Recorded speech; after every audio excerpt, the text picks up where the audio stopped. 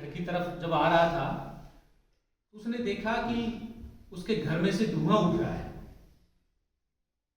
वो और नजदीक आया तो देखा कि वहां से आग की लपटें निकल रही हैं, यानी उस घर में आग लगी हुई है।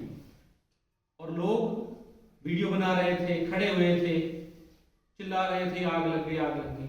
वो भी दौड़ करके आया और जोर जोर से चिल्लाने लगा कि मेरे घर में आग लग गई, कोई बुझाओ, पानी डालो। लेकिन कोई उसकी नहीं सुन रहा था।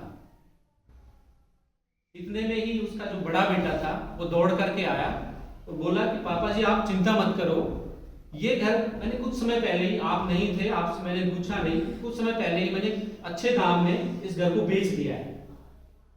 तो उसको थोड़ी तसल्ली मिली, उस व्यक्ति को तसल्ली मिली कि उसने सोचा कि चलो ठीक है, मुझे मेरा इसका घर का दाम मिल गया तो ठीक है, जलने दो।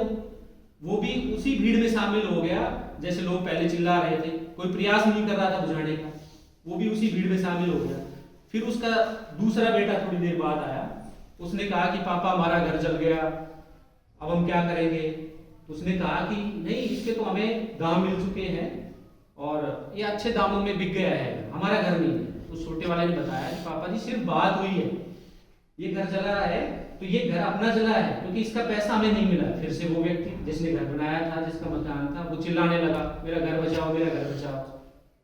ऐसा ही फिर तीसरी बार हुआ, उसका तीसरा बेटा दौड़ करके आया, पापा जी चिंता करने की जरूरत नहीं है, उस व्यक्ति से मेरी बात हुई है जिसने घर खरीदा था। उसने कहा कि जैसी भी स्थिति में होगा आपको पूरे पैसे मिलेंगे और आपको चिंता करने की जरूरत नहीं है। फिर से वो शांत हो गया। कहने का मतलब ये है कि परिस्थितियां में बदलती है। जब दुख तकलीफ आई तो वो चिंतित हो उठा, लोगों को भी इस बारे में बता रहा था कि भाई कोई मेरी मदद नहीं कर रहा है, लेकिन वो भी उन लोगों जैसा ही हो गया। जब उसे लगा कि मैं सेफ जोन में हूं, ये घर मेरा नहीं है, मुझे इसका दाम मिल गया है, तो वो भी उन्हीं की तरह हो गया।